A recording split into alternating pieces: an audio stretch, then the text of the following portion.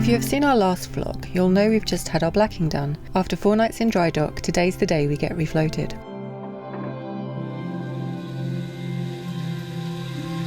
One by one the stop planks are removed and the water from the canal floods into the Drydock.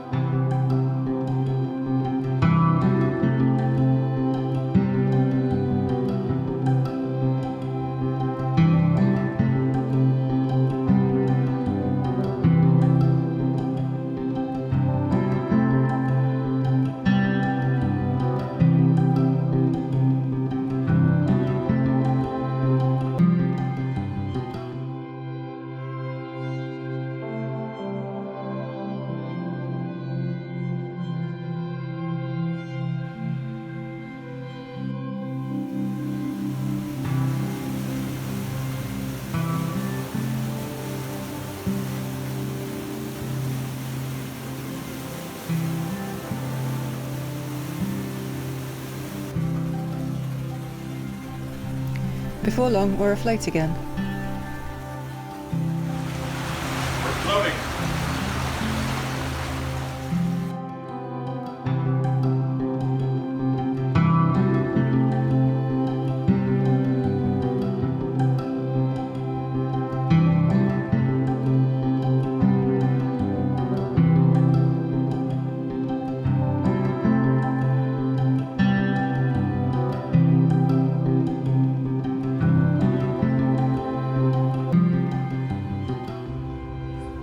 Using the beams above, Michael guides the boat towards the door.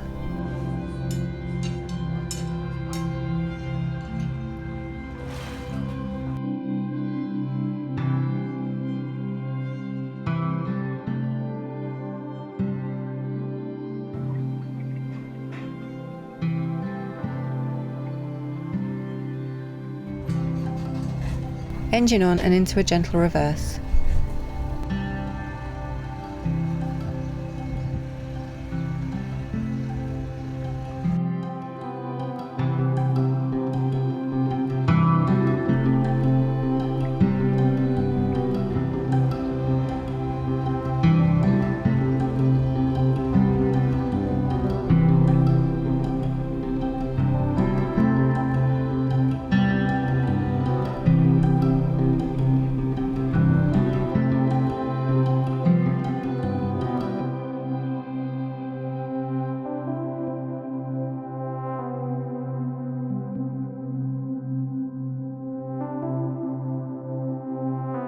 And with a little helping hand to make the turn, we're on our way again.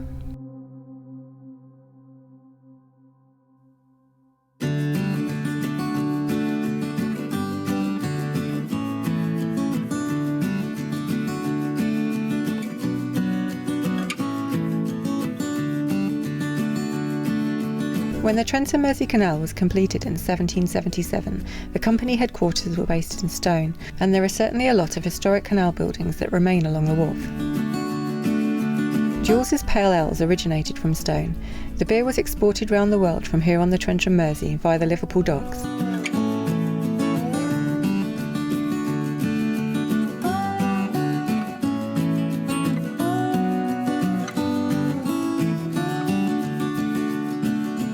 We go through Stafford Bridge and straight into the first lock of the day.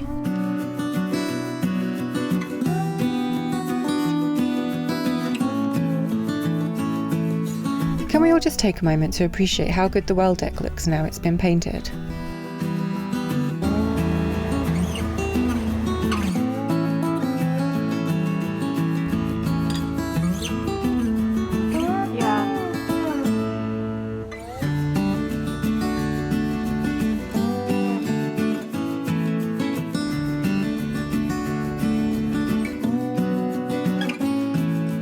Agnes here is part of the Stone Canal Company's hire boat fleet and must be heading back to base this morning. I'm glad they didn't arrive while we were backing out of the Drydock.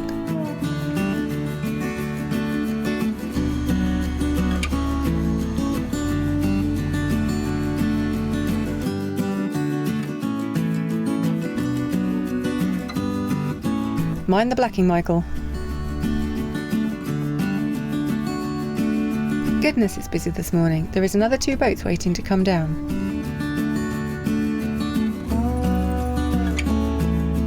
No matter how many times we fill his bowl, George will always want to try the canal water. This heron seems pretty tame. They usually fly off when the boat gets this close.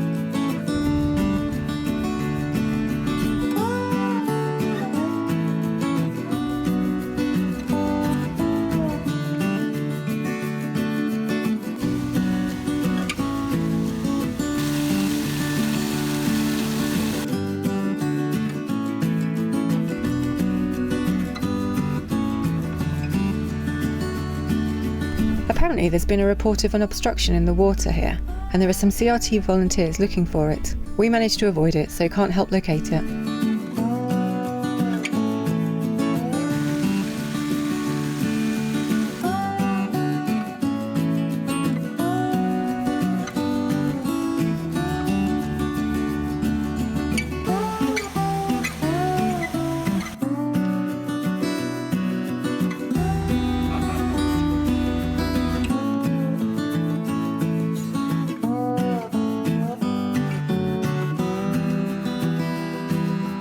That's it for locks for a while, so George and I jump on board.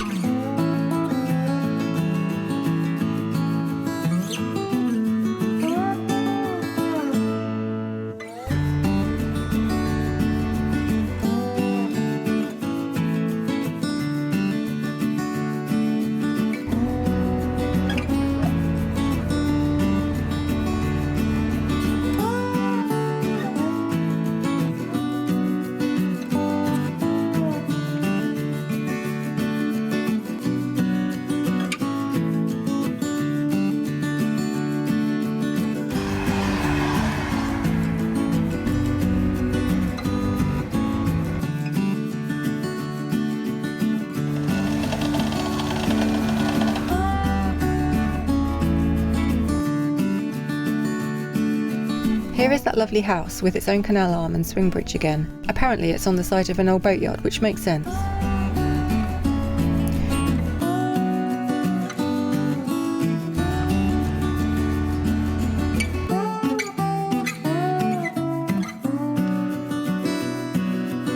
We stop briefly at the shop in Barlaston, and when we set off, George and I are walking again, as there is a lock not too far away.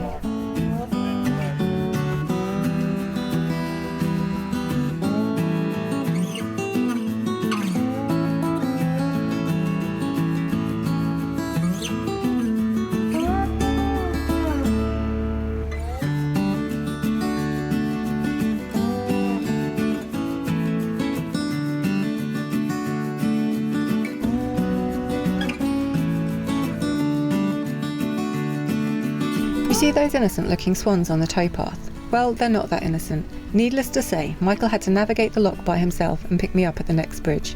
We'll tell you the full story at the end of the vlog.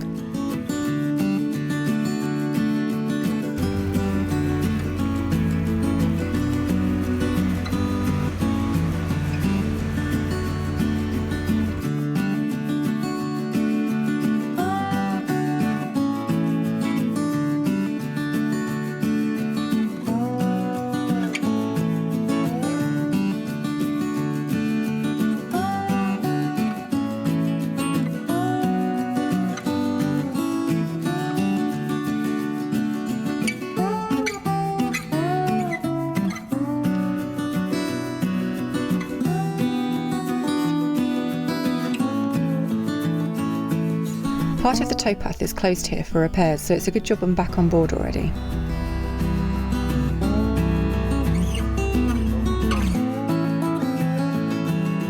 After being moored in stone for nearly 3 weeks, we're keen to make some progress today, so push on towards Etruria.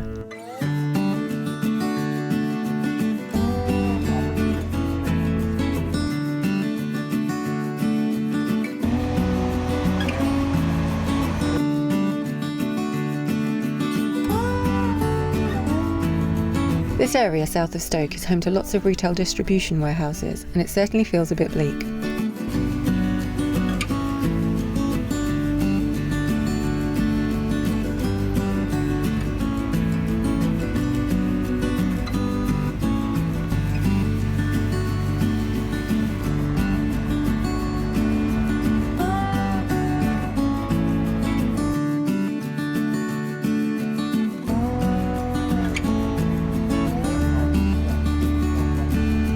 Dolphin Discount here can help with all your tackle and bait, air gun, archery, boat and engine and line dance requirements.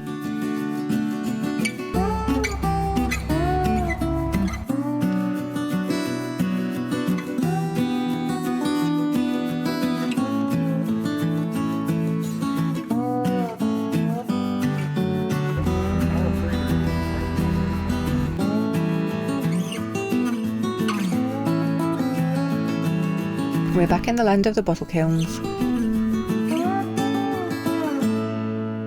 Once you get to Stoke-on-Trent, there isn't really anywhere decent to moor, so we need to make our way up the 5 Stoke locks.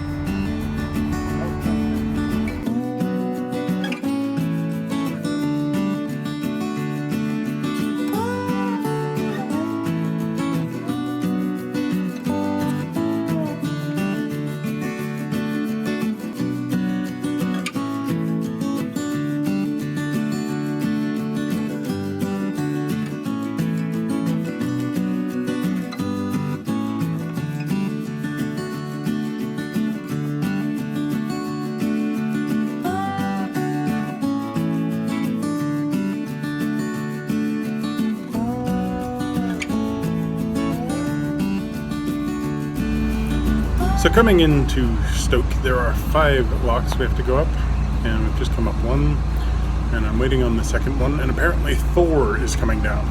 I have no idea what that means. That's the text message I got. Thor is coming down. Hopefully it's Chris Hemsworth. Most likely, it's a boat called Thor. Sorry to disappoint you, Michael, but Thor was the name of the boat, and you won't be meeting a Hemsworth today.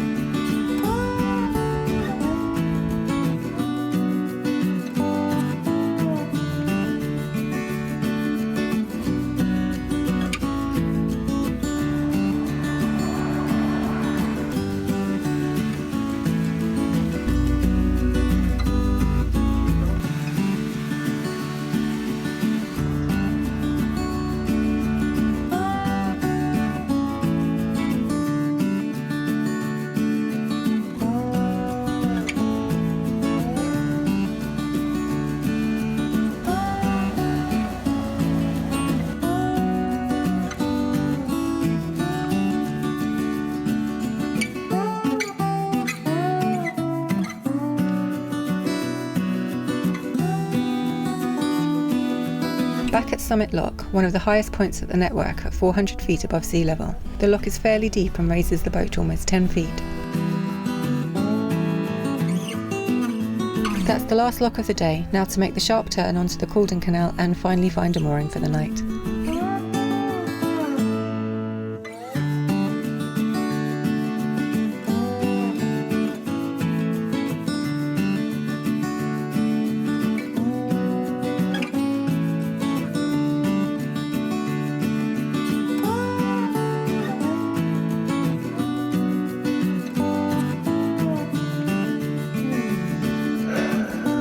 We are in Etruria. We are hot. Wasn't as hot as yesterday by far. No, not even close. And when the sun went in, because the sun was in for quite a lot of the day, it was bearable. Lots of locks, don't even know how many locks. That last one is really deep. Yeah. Didn't fancy being in that one. Yeah, no. That was definitely the most uncomfortable in terms of depth and also ride. But the moment the lock started moving, like it started joggling the boat all over the place. It's just really not pleasant, that one. When we came down, there was a lock keeper on it, and there was about 3 boats in front of us, so we watched a number of boats come through, and the lock keeper said it was very violent and they did it very slow. So I'm really glad that we got that information. Yeah. Because every other one, you can pretty much go straight up and it's fine. Yeah. So I'd have done the same with that, and it would have been really bad. The fact that it's so deep as well, isn't it? No. Yeah. Yeah, I came out of Drydock this morning. A couple of things. When we were in Drydock, I don't know if you got this, because when we're on the water, if Michael walks suddenly to one side of the boat or the other, and I'm standing or taking a step, I'll like fling against the wall. Okay, I'm being dramatic, but I will like lose my footing. Yeah.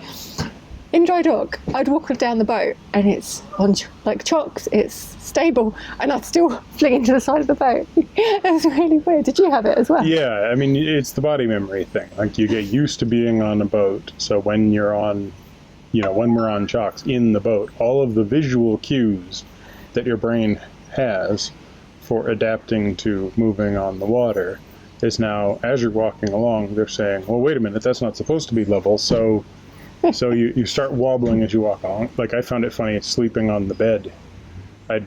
Because there was the noise at the back of the boat, our boat was about 12 feet away from the end of the dry dock, but there was still some water that was coming over the edge and leaking over. And, through the stop planks. And it's quite well designed because, like, it falls down the stop planks, and then there's this channel that it goes around your boat to the plug.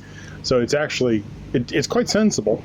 And I'd wake up in the middle of the night going, we're sinking. Yeah. No, we're not sinking. It's like my body was used to sort of rocking, so I'd wake up and nearly fall off the bed. Today we stopped at Barlaston just to pop to the shop quickly, and then when you were moving inside the boat, then it was suddenly we were rocking all over worse. yeah.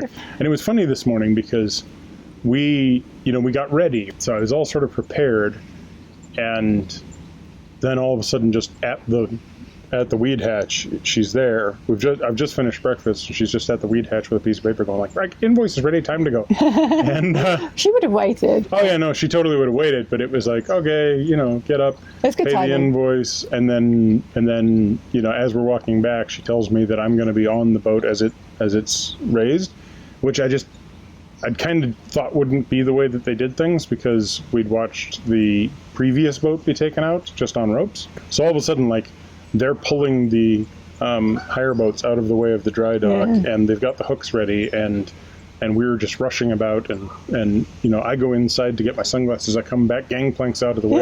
Yeah. Okay, fine, ready to go. Yeah, it all sort of happened real fast, and then they pull the first plank. It's amazing when they lift that plank up and the water Just how much floods in so fast, yeah. And it was really funny sitting there because what they basically told me was I was going to, because they didn't want me to use the engine for risk of damaging the sort of exit area. There's the pieces of wood that they don't take out. They don't want you to hit those. She was like, no, put the engine in gear.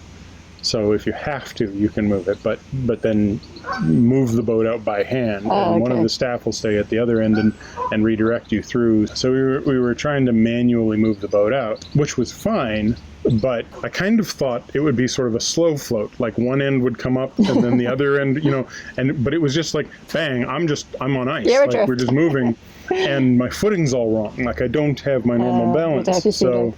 Yeah. As you step onto the boat, you expect it, but you're already on the boat. Yeah, and I'm trying not to hit my head into the wooden beams above me. And when I backed it out, and the staff member was there, sort of guiding us out, and he's like, "Which way are you going?" And I'm like, "Damn, are you talking about the front of the boat or the back of the boat? Like, which, He meant which direction are we going?" So I'm like, "Oh, that way." And he's like, "Okay." And so he started helping me out. So it wasn't like a bad experience being in Drydock. Like it was actually fine.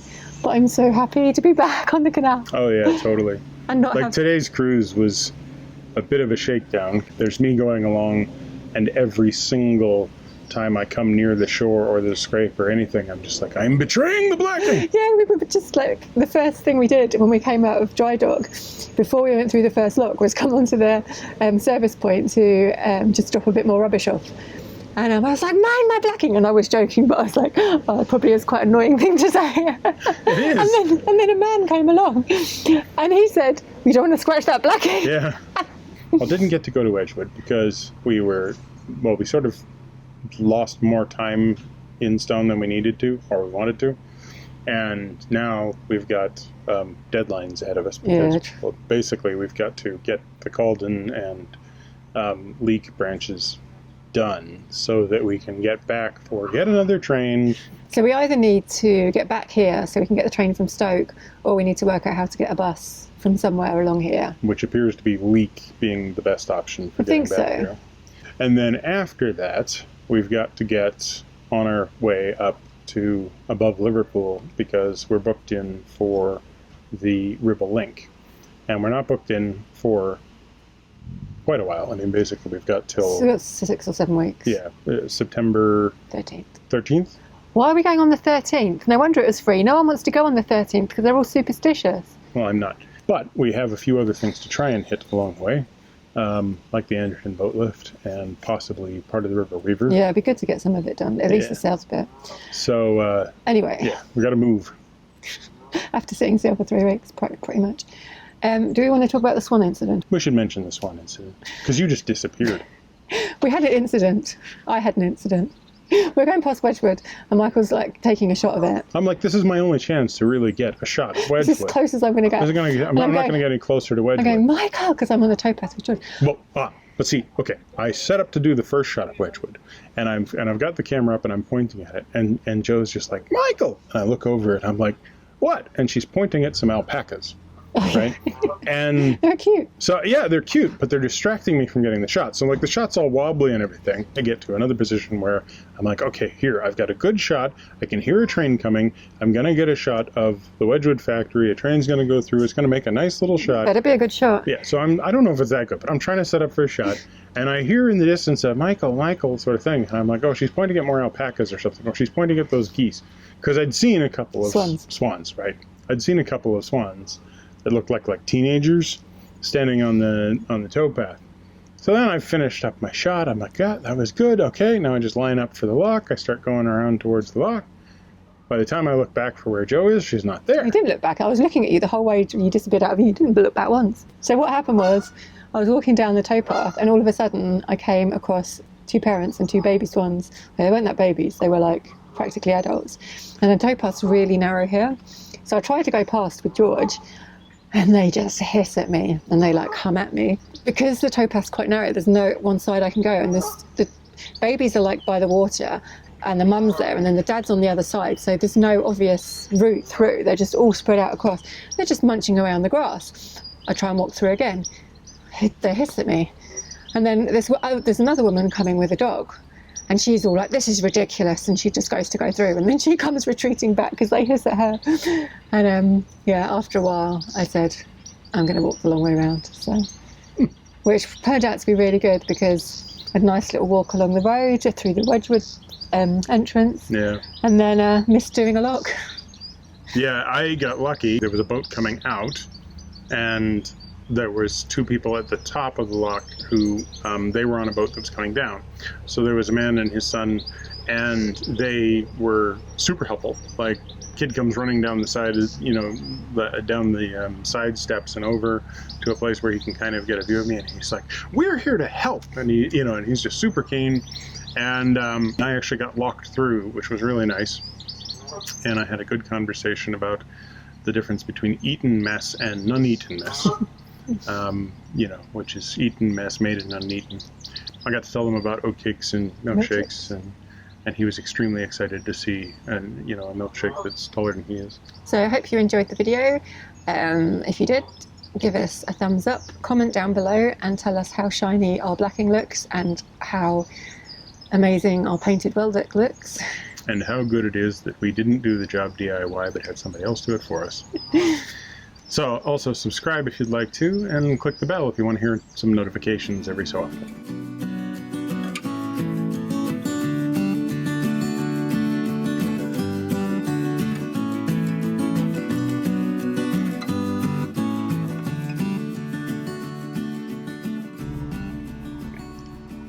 Look at the way he's pointing. Yeah. Go that way. Go west. Go west, young man. Bubbly and everything.